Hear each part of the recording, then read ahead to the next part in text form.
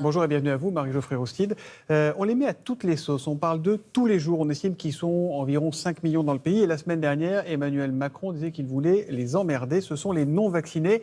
Alors ce matin, avec vous, on a envie de savoir qui sont ces non-vaccinés. Déjà, est-ce que cette appellation globale, les mettre tous un peu dans le même sac, dire les non-vaccinés, a un sens aujourd'hui ? Non, c'est vraiment une caricature et une forme de simplification qu'on a actuellement du débat autour de la vaccination qui est très polarisé.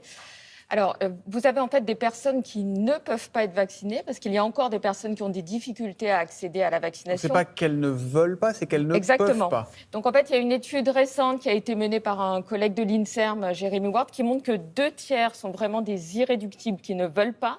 Et 1/3 sont des personnes qui sont encore un peu hésitantes ou qui ont des difficultés à accéder à la vaccination. Donc il y a 2/3 d'antivax, comme on dit, et 1/3 de personnes qui voudraient bien mais qui ne peuvent pas. On peut le dire comme ça, ou qui sont le tiers restant, ou qui sont encore hésitants. Et pourquoi elles ne peuvent pas ? Qu'est-ce qui les empêche d'aller se faire vacciner ? Alors, avec Florence Debar, une collègue du CNRS, on a fait une étude en fait, sur les données disponibles sur les non-vaccinés. Et on se rend compte que les personnes qui vivent dans les zones les plus défavorisées, là où il y a le plus de chômage, le plus de mal logement, ont 10 fois plus de risques de ne pas être vaccinés. Donc en fait, on voit qu'encore, soit pour des raisons d'organisation personnelle, des personnes par exemple qui ont plusieurs métiers ou qui élèvent seuls leurs enfants, ou des personnes isolées en zone rurale, ont encore des difficultés à accéder à la vaccination. Donc il y a des marqueurs sociaux en fait. Il y a des marqueurs sociaux très forts. L'article là, qu'on vient de décrire avec Florence Debar montre que le pass vaccinal, le pass sanitaire à l'époque, n'a pas réduit les inégalités sociales d'accès à la vaccination. Ce pass, en fait, et ça va être la même chose pour le pass vaccinal, il a un effet sur les personnes qui vont au restaurant, qui voyagent, donc les personnes socialement les plus favorisées. Et quand on est défavorisé, on s'en fout d'aller au restaurant, on n'a pas besoin. Donc on n'a pas besoin de pass vaccinal. C'est pas qu'on n'a pas besoin, on n'a pas les moyens. C'est qu'on ne peut Voilà, pas, on n'a pas l'argent pour y aller. Il y a une géographie des non-vaccinés, il y a des zones du pays qui sont plus touchées que d'autres. Vous dites qu'il y a des marqueurs sociaux, est-ce qu'il y a des marqueurs géographiques aussi ? Oui, il y a également des marqueurs géographiques qui sont aussi parfois associés aux marqueurs sociaux. Les deux peuvent se renforcer. On voit que le sud de la France est une partie géographique de la France où il y a le moins de personnes vaccinées. Et là, ça renvoie à la question de la contestation sociale, parce que ce mouvement des anti-vaccinations, c'est aussi un mouvement qui vient contester la politique du gouvernement. C'est un mouvement aussi de personnes qui se sentent oubliées par le gouvernement. Dans le sud de la France, c'est plus pour des raisons idéologiques qu'on en trouve beaucoup, c'est ça Je ne serais pas aussi affirmative que ça, mais en tout cas, le fait qu'il y ait un fort taux d'opposition à la vaccination est toujours très présent dans le sud de la France. Ça, il y a des travaux de géographes comme ceux de Lucie Guimier qui l'ont montré. Et donc, en fait, ça renvoie en partie à des facteurs de défavorisation sociale, à des problèmes d'accès et également à des problèmes des questions de politisation. Est-ce que le ou la non-vacciné type a un âge type ? Est-ce que on imagine plus les personnes âgées isolées par exemple ? Est-ce qu'il y a aussi des jeunes qui sont non-vaccinés ? Alors ça, c'est très intéressant parce que le problème aujourd'hui, c'est quand même les 12% donc de plus de 80 ans qui ne sont pas encore vaccinés. Et donc ça, c'est un vrai problème parce qu'ils sont vraiment à risque. Chez les jeunes, c'est intéressant parce qu'en fait, les 18-29 ans qui ont été considérés comme étant plutôt irresponsables face à la pandémie sont au bout du compte plutôt très bien vaccinés. On voit en tout cas que c'est plutôt des femmes, des personnes qui sont encore hésitantes ou qui sont opposées à la vaccination, plutôt des femmes qui ont aux alentours de 30-40 ans et qui se déclarent comme étant soit à l'extrême gauche, soit à l'extrême droite, soit n'ayant pas d'appartenance politique. Donc avec une dimension politique forte, et également des personnes qui ont des difficultés d'accès au système de santé. On voit bien la distinction que vous faites entre les non-vaccinés par idéologie et les non-vaccinés parce qu'ils ne peuvent pas, parce qu'ils n'y arrivent pas. Est-ce que ces derniers vivent ça comme une injustice ? Alors bien sûr, ils vivent ça comme une injustice. Ou est-ce qu'ils se résignent ?